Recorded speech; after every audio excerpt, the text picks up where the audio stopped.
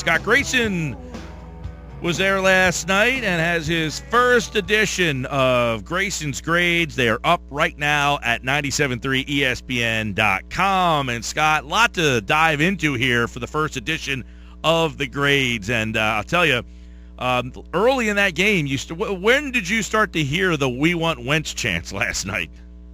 Honestly, you couldn't really hear those in the press box. It wasn't, without the full crowd being full throat in that, it was hard to hear. The first time I had seen or took note of it happening was when I saw you tweet about it. So clearly you could get a sense of that more from the television broadcast than you could from being there in the press box. Yeah, but, you guys are like behind bulletproof. Painful. You guys are like behind bulletproof glass up there. Yeah, absolutely. But I wasn't surprised because it was getting painful watching Chase Daniel out there for a while. What was it? I mean, because for the people who are saying that he can't play, he stinks. They got to you can't really put a lot of blame on him, right? No, I don't put all of the blame on him, but I certainly do put part of it because there were plenty of times when he would drop back and he would plant that back foot. Now, he's a veteran, right? He's a veteran in this offense. He's got to know if nobody's there or if the rush is coming, get rid of the ball, overthrow somebody and send it out of bounds. Don't take a sack. Don't try to – he just got to the point where his eyes never went off of the ruch. And all he was looking to do was find a seam to run through. With good reason, right? Absolutely. Right, yeah, he wanted to protect his career or what's left of being the backup. But, yeah, that offensive line that was supposed to protect him was just god-awful. Did you have a problem with them pulling the starters when they did? Did you want to – we all wanted to see more of them, but were you okay with the 3 plays? Yeah, that was part of what I graded Doug Pederson on was his – decision of when to pull them. He said he wanted to get them more plays, but there's something to be said for ending on a high note or going out on the right note or have the right flavor in your mouth throughout the next week, whatever you want to say. It was 3 plays. They punched in a touchdown, converting a touchdown off of a turnover. I thought that was fine to get them out of there in the first preseason game. I know everybody else wanted to watch them. I certainly wouldn't have minded seeing them a little more, but I had no problem with that.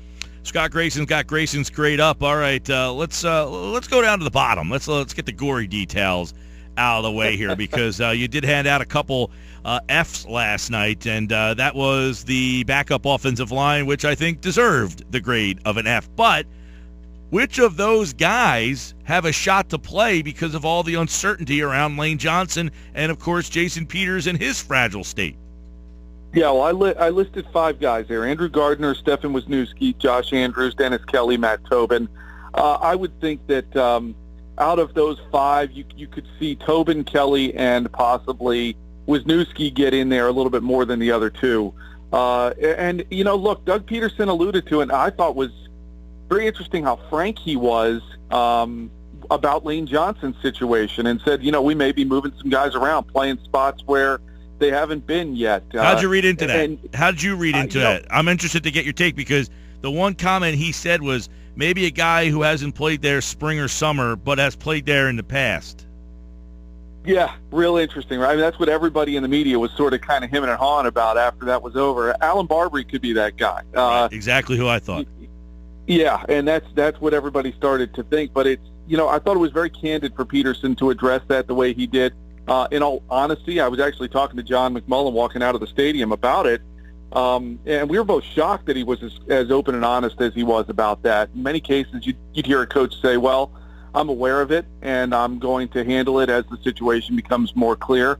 For right now, I can only deal with what I can. And he instead answered a lot of questions about it. But, he did.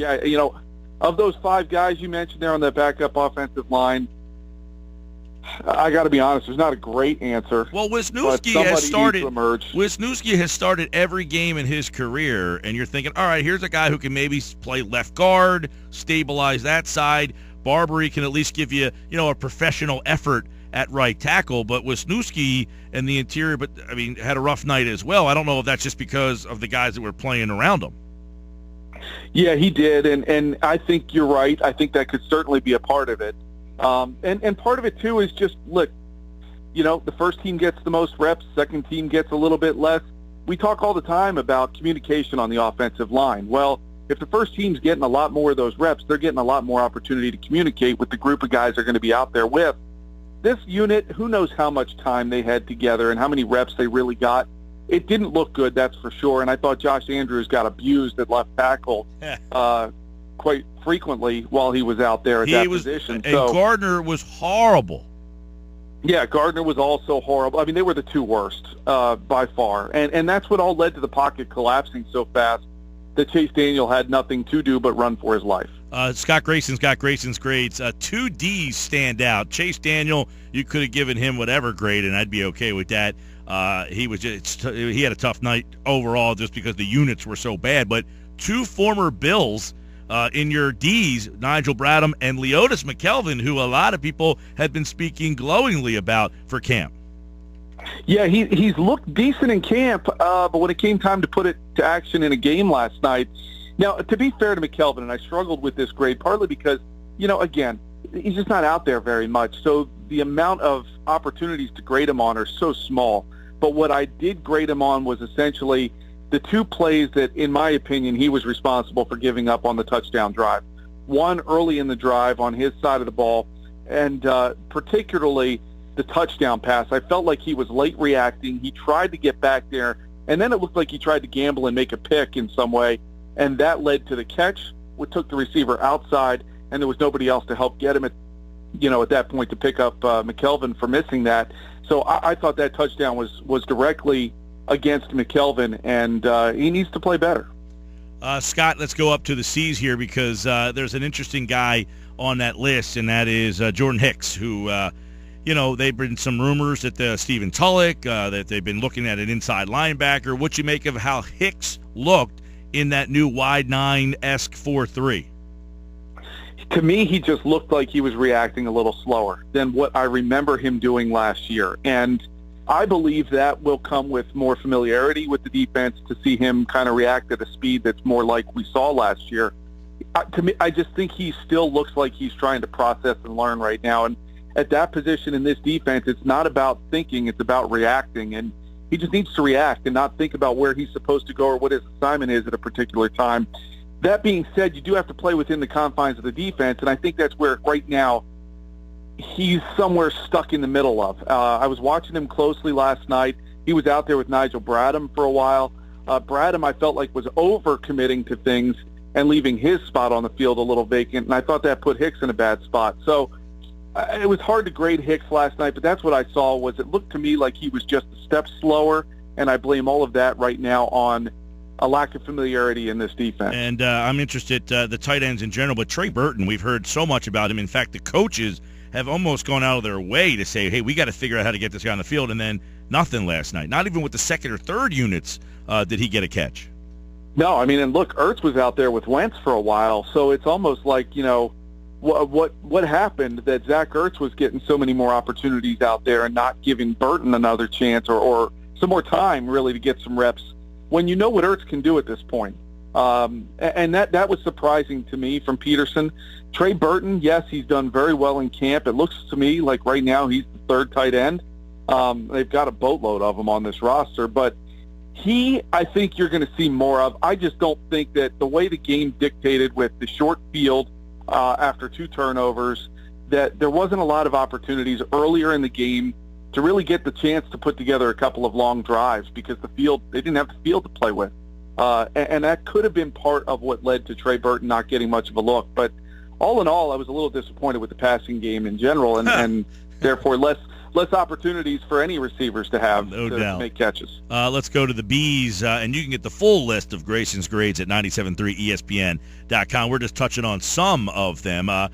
With Jenkins out, the two pair of safeties in your grades at a B last night, so encouraging night for Jalen Watkins and Ed Reynolds. Yeah, I thought both those guys took advantage of their opportunities, to put it quite frank. I mean, no, you don't really want to see your safety being the leading tackler in the game, but that was Ed Reynolds. I thought, he was around the ball a lot, looked to make very few mistakes. Certainly he's got to build on that, but I thought he was around the ball and he was making plays when they were there to be made. I didn't feel like he missed many tackles, maybe one in my mind that comes if it was him. You see so many guys in these games. And Jalen Watkins, I thought he did a good job to record 4 tackles in the game and in the amount of time he got to play. He also had a pass breakup in the game. So I just thought those guys were attacking pretty well, and it's something that we haven't seen a lot outside of, say, Malcolm Jenkins in the past. But they both, I thought, they helped themselves in terms of trying to rise up the depth chart. Scott, I'll let you pick which guys of the A's stood out the most. You gave defensive line, Najee Good, Chris Maragos. They were the guys who got A's from you. So you talk about who was your standout guy for the night, and whether it could be one of those defensive linemen. To me, the thing I took most encouraged, if you're an Eagles fan, the most encouraging thing I would take away from last night's game, sure, Carson Wentz was fun to watch when he was in there, and he made some mistakes, but to me, the defensive line in this front four is going to be something really fun to watch, and I got a really good sense of that last night. It sort of reinforced that feeling that I've had this season, that this defensive line is really going to dictate a lot of what goes on in the games. And look, if the Eagles are going to win games this season, it's going to have to be by the formula they sort of had yesterday.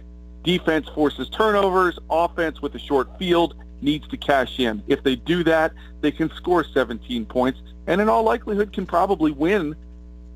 A lot of these games are going to play this season, but the defensive line is going to have to be big. They were rotating in and out very well. Connor Barwin really enjoyed that, where you're in for 4 or 5 plays and you're coming out getting a blow, going back in for 4 or 5 plays, and keeping, constantly rotating out. For guys where he's at in his career, that's going to be huge for him to be productive. Benny Logan played well. Fletcher Cox is Fletcher Cox. All you had to do was watch last night's game to say, yeah, he's worth every penny they paid him here in the offseason. Vinny Curry and Brandon Graham, I thought each also did very well with the time they were in there.